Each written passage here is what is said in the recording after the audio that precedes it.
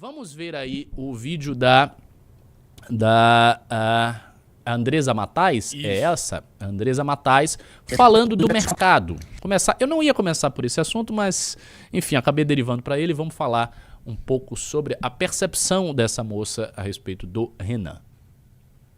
Uma passadinha rápida aqui em São Paulo já mostra claramente que a candidatura do Flávio Bolsonaro flopou.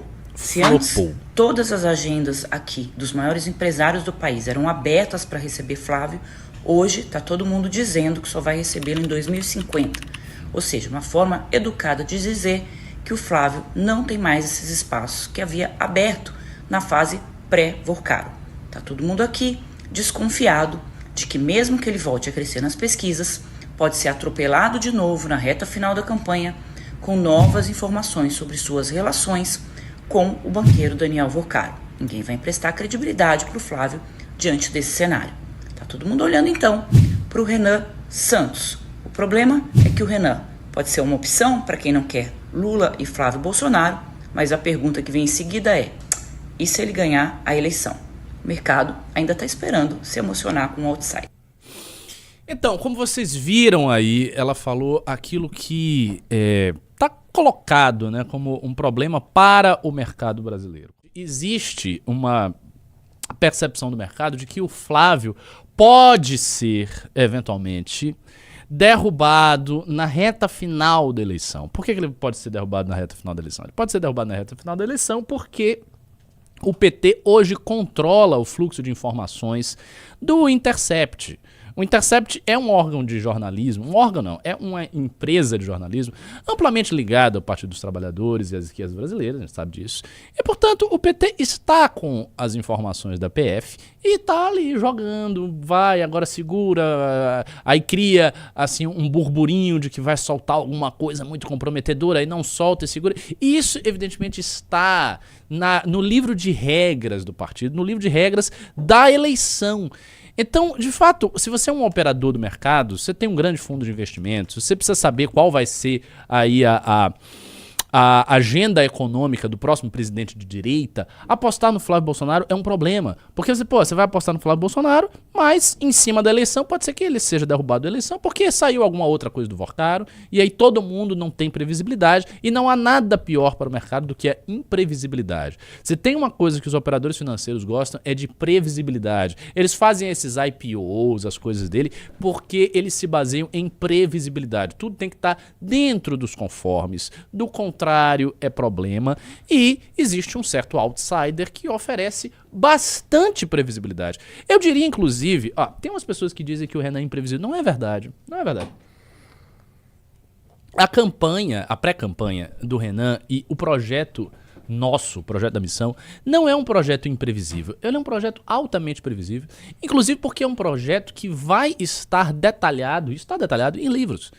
Então, quando você tem um projeto que está posto, que está colocado na sociedade civil e amplamente discutido por essa sociedade e amplamente discutido por uma militância que está aí conosco há 10 anos e as pessoas estão vendo o nosso projeto sendo montado, você tem alta previsibilidade. A previsibilidade está posta. Fora isso, existem outros elementos no discurso econômico do Renan que são elementos interessantes para o mercado.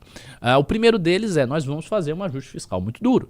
Então, o tal do ajuste fiscal e do saneamento das contas públicas está colocado como uma prioridade do programa do Renan. Existem duas prioridades que ele vai tocar inicialmente, caso ele seja eleito a presidente.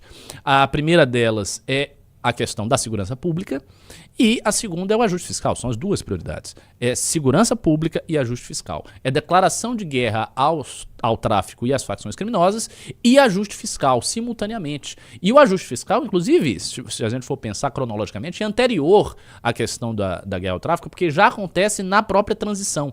Então, durante a transição que se dá de um presidente para outro, isso já vai ser tocado.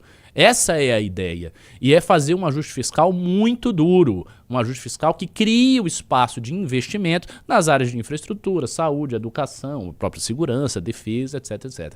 Então, meio que a coisa ali ela já está clara. Tem uma segunda coisa que já está clara pelos discursos do Renan. Ele não vai colocar um figurão, um medalhão do mercado financeiro. Ele disse isso mais de uma vez, que ele não fará isso.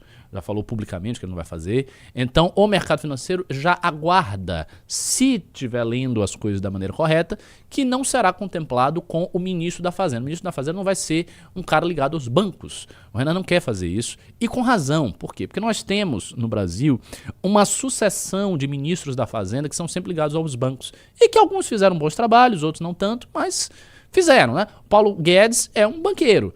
O Henrique Meirelles foi presidente de banco. O Henrique Meirelles fez, na época do Lula, um trabalho bem melhor do que o Paulo Guedes com o Bolsonaro. Tanto que o Brasil cresceu bastante, inclusive, no período do auge do governo Lula. Então, aconteceu isso. Né? E, veja, por que não colocar um outro figurão no mercado financeiro? Porque a gente tem a percepção, o diagnóstico que nós fazemos, que há uma financiarização excessiva da economia brasileira. A economia brasileira se tornou demasiadamente financiarizada e muito pouco industrializada.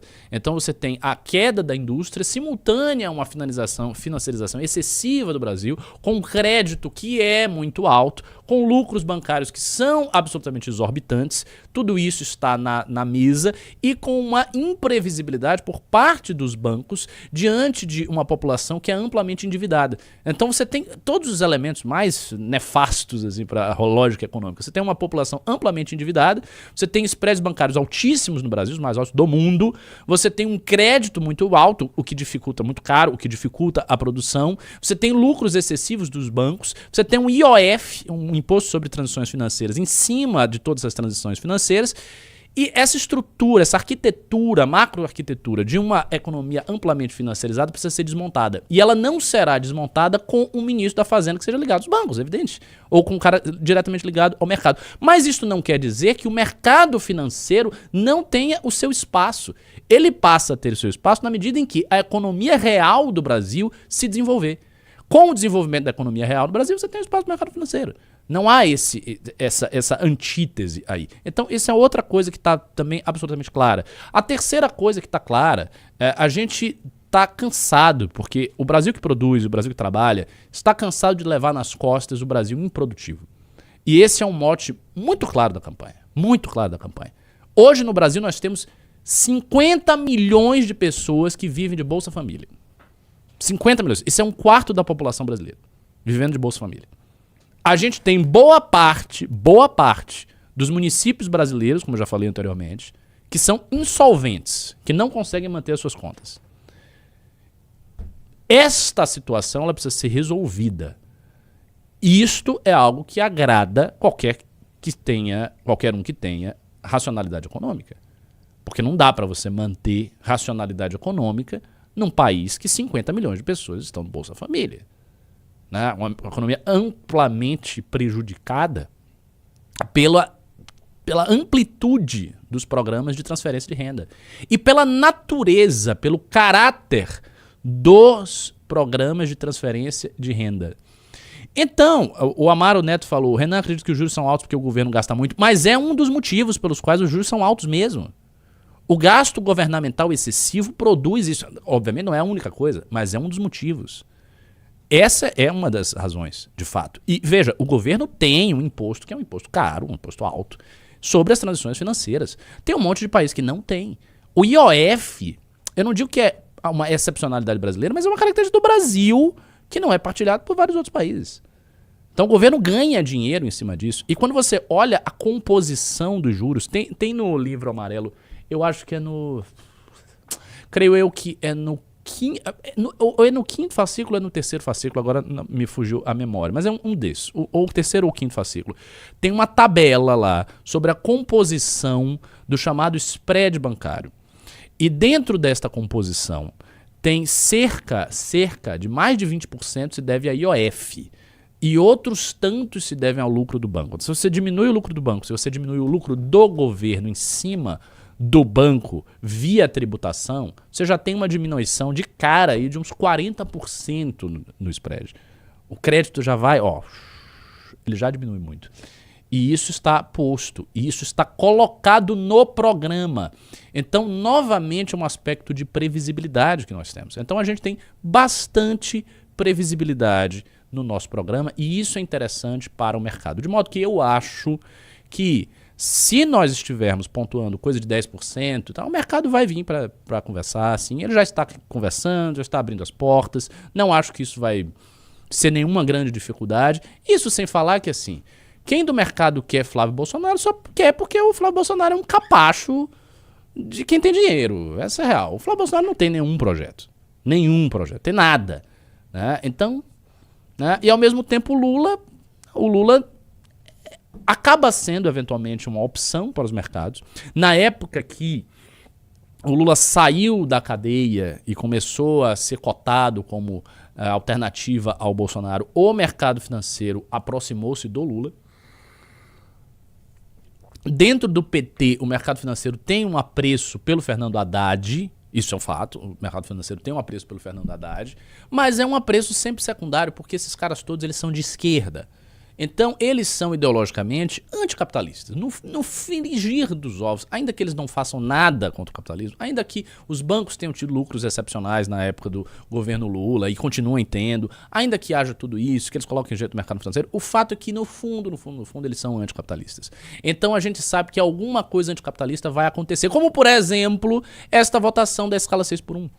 A votação da escala 6x1 é um golpe no capitalismo brasileiro, que já é combalido. Os pequenos e médios empresários no Brasil estão desesperados com a escala 6x1, com o fim, né, e a imposição da escala 5x2. Por quê? Porque a empregabilidade no Brasil é uma empregabilidade altamente rígida. Ela é altamente rígida. E uma pauta dessa, que é uma pauta popular e populista, vai sendo avançada porque a esquerda está atada a elas por uma questão de valor, né? Então, é isso que o Bacuia está falando. Imagina ser responsável, que disruptivo. Então, a disrupção dos nossos planejamentos são disrupções que já estão precificadas, porque elas já estão colocadas em livro, elas estão colocadas em discurso, elas estão colocadas em podcasts, em entrevistas e tudo mais. Então, não há um espaço assim para você dizer, não estou entendendo o que esse cara vai fazer. Ou esse cara é um louquinho e daí ele vai fazer alguma maluquice. Não, lógico que não é o caso. Que era o caso, por exemplo, sei lá, do Cabo Daciolo. Ninguém imaginava o que o Cabo Daciolo ia fazer, porque o Cabo Daciolo é maluco.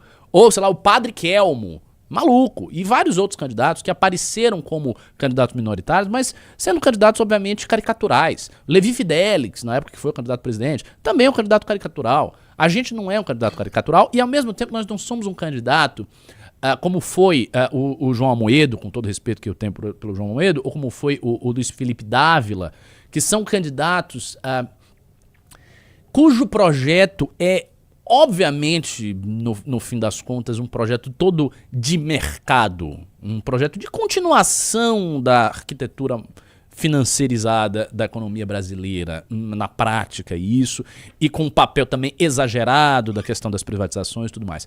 No nosso caso é diferente. A gente tem um projeto que tem outras notas distintivas, e cujas notas distintivas são notas distintivas de, digamos assim, de industrialização do Brasil, de alteração da arquitetura financeira do Brasil, de mudança na lógica dos incentivos da economia brasileira. E eu acho que isso fica de pé, e a gente vai ver isso de pé quando o livro amarelo definitivo sair, quando ele começar a ser criticado, porque ele será certamente criticado, e o tipo de crítica que vai chegar pra gente, como que esse projeto ele vai calar, digamos assim, nas pessoas mais inteligentes do Brasil, né? Nos jornalistas, nos analistas de mercado, na galera que está no mercado financeiro. Se você gostou do vídeo, não se esqueça de deixar o like e se inscrever no canal para ajudar. Te vejo no próximo vídeo. Até lá!